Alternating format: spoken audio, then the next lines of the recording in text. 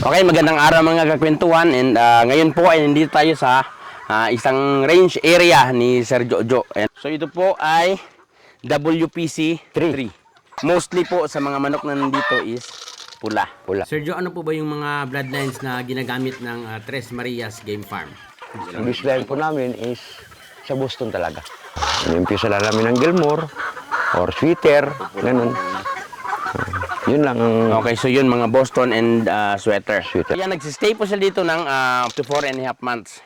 Bali yung sistema ng pag-harvest ninyo dito, Sir Jojo, is yung mga unang tumatapang yun ba yung kinukuha natin or by batch? Depende. Maganda na yung hipo ng katawan niya, sa buntot niya, pwede na sa i-cord. Doon na lang diretso sa cord area. Okay, so hindi na tayo dumadaan ng hardening, di ba? Hindi na po. And tipo mga kakwentuhang magmamanok, no? So, magturo po tayo ng MIB 0.5 ml every 2 weeks para sa mga bagong harvest na stags natin para mas mabilis lang tumapang. Okay, sa ganitong edad, so February born, ano-ano na pa ba yung mga vaccines natin na naibigay dito? B1, Umboro, Lasuta, Kuraysa. Bago kami mag-harvest, booster shot ko talaga ito ng Lasuta. Tapos, pinapalo-upan ko din ng Palpax ko. So, kung napansin nyo mga kakwentuhan, no, uniform po yung sizes ng mga manok. Isa sa mga tinitingnan natin na maganda yung tubo ng manok is yung uniformity. So ano pa ba sa palagay nyo yung mga factors na para ma-attain natin yung magandang uniformity ng ating mga pinapatubong mga manok? Siguro sa health. Sunod, kung gaano kalaki yung barn mo, dapat may capacity talaga siya. 10 by 12, hindi siya lalampas ng 200. Opo. And siyempre mga kakwentuhan nga pa pula, no, yung range area ni Sir Jojo is open. Walang net. So gusto kong itanong kay Sir Jojo ngayon, siyempre pag nag-medicate tayo, nagbigay tayo ng mga vitamins, since open siya, and posibleng maka-access sila sa ibang source ng tubig, paano po ba ang ginagawa nating pamamaraan para ma-make sure natin na nai-intake nila yung mga gamot na binibigay natin through water? Nakita ng tao ko na mayroon siyang sipon, hindi na muna siya ipalabas.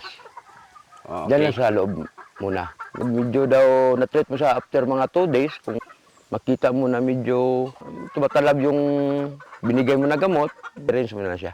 Ito yung purpose ng nitong net. At least madali ka maghuli. Kung magkasakit man ng isang manok, kita mo talaga. Kung sa labas kasi, magsungkit-sungkit ka pa. So, ang iba, hindi mo sa matreat kaya hindi man makuha. So, yung sistema, ba may tinamaan na manok, na sipon, automatic separate. Okay, so meron tayong hospital area. The house ng bar ng tao ko. Sinisipara talaga. Pag okay na siya, ibabalik naman dito. Okay. And then, Sergio, naniniwala ba kayo na sa sinasabi niya na itong manok o hindi dumaan sakit? Sa inyong pananaw po? Hindi. Wala siguro na nagmamanok na hindi nakaranas ng sakit. Meron talaga. Ang importante lang, marunong ka talaga maggamot. Tsaka alam mo yung gamot ang dapat ibigay mo.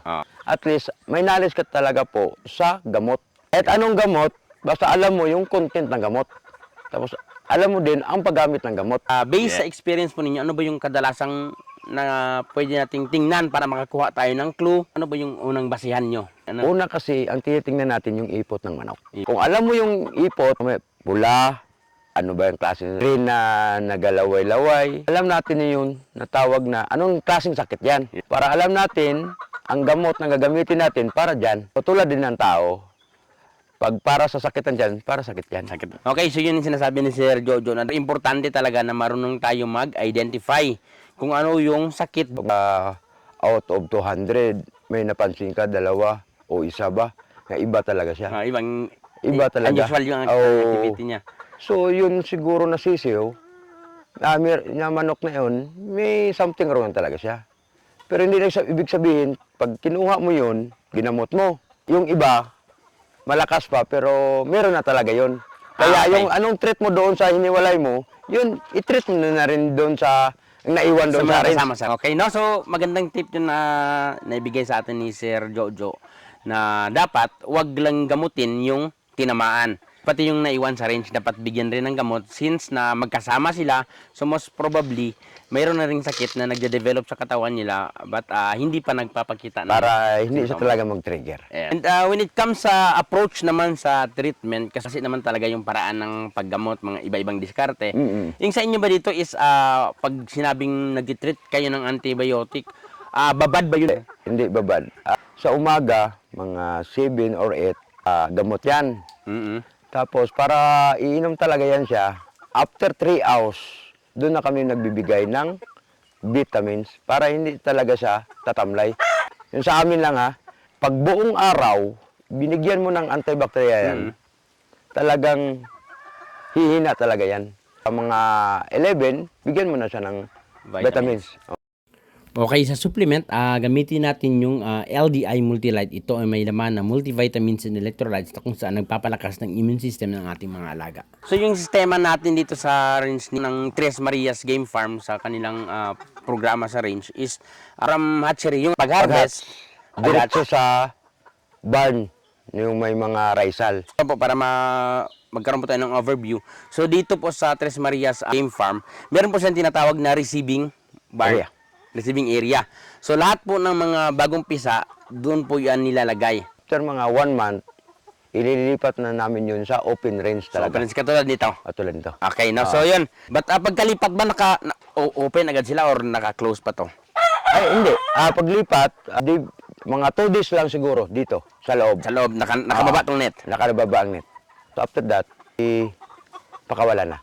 May results pa rin to pag Wala na. wala na. Barn ko ng receiving, kung makikita nyo sana, kasi wala na akong sisiw na day-old kasi wala na, patapos na yung kuha ng sisiw. May breeder yun na malalaki.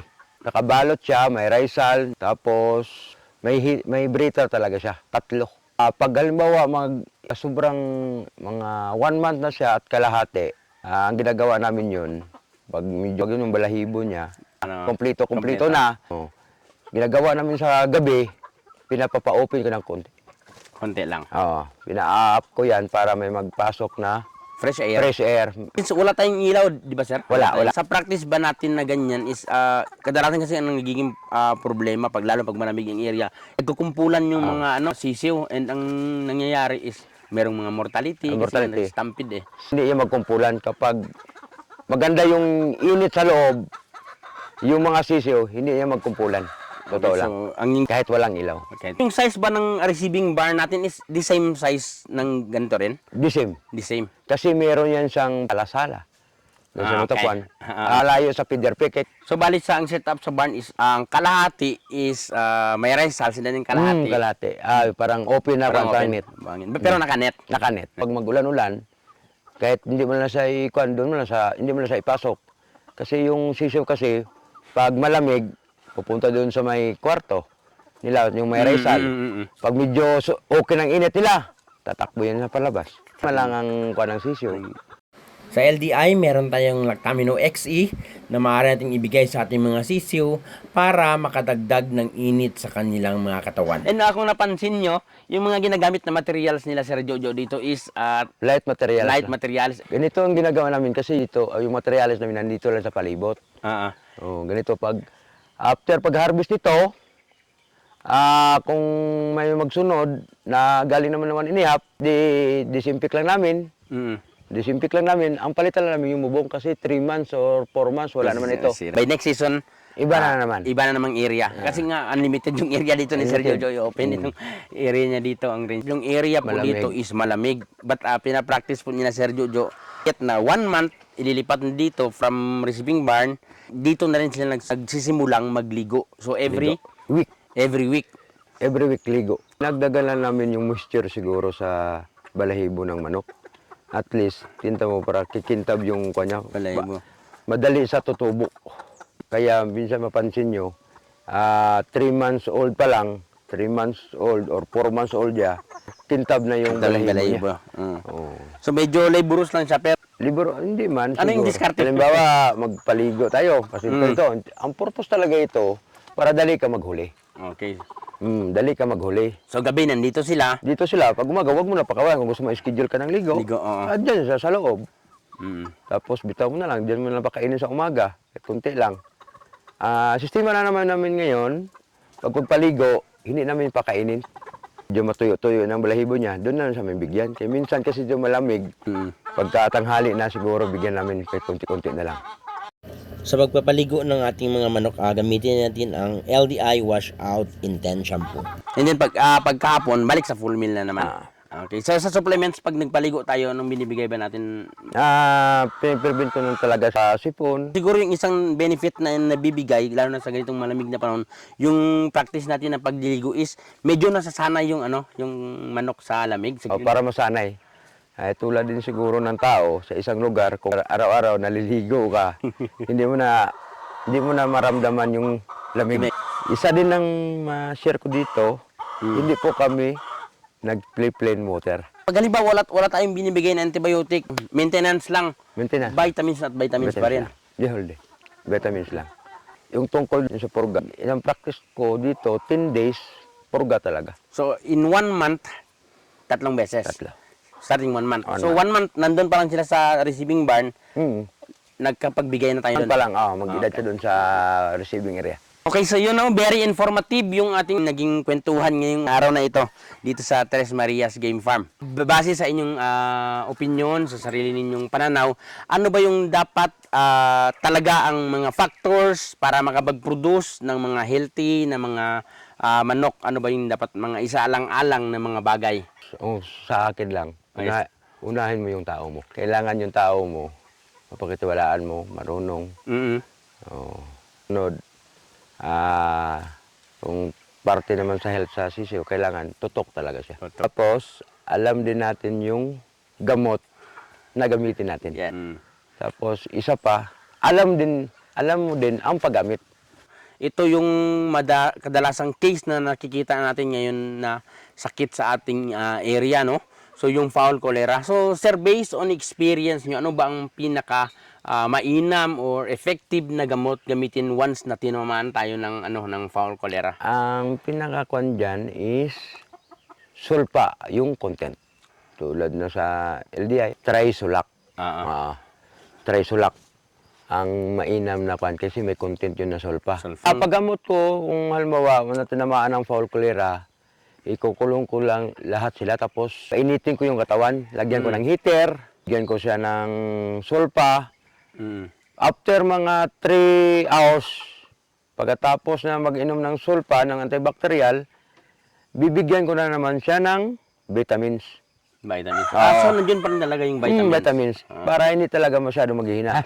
Okay, so yun ang mga tips na naibigay and I hope marami tayong mga natutunan lalo na sa sa treatment and yung diskarte. So hindi naman talaga natin na sinasabing gayahin nyo yung mga programa ni Sir Jojo. But if ganito yung setup ng area nyo, sa inyong range area, malamig, and then nakita nyo na pwede nyo i-apply, so yun, pwede nyo subukan. Kasi dito nagiging effective naman. And take note hindi naman sa pinagmamayaman ko ito, sa totoo lang, sa isang barn, kumakarga ng 200, pinakamarami na pong mortality niya is nasa 10 heads. Yun yung isa sa nabibili ba natin kay Sir Jojo kung paano niya ginagawa yon. And yun yung mga tips, I hope na nakatulong sa inyo yung mga na-share na ikwento ni Sir Jojo with regard sa pagpapalaki ng kanyang mga alagang sisiw dito sa Tres Marias Game Farm.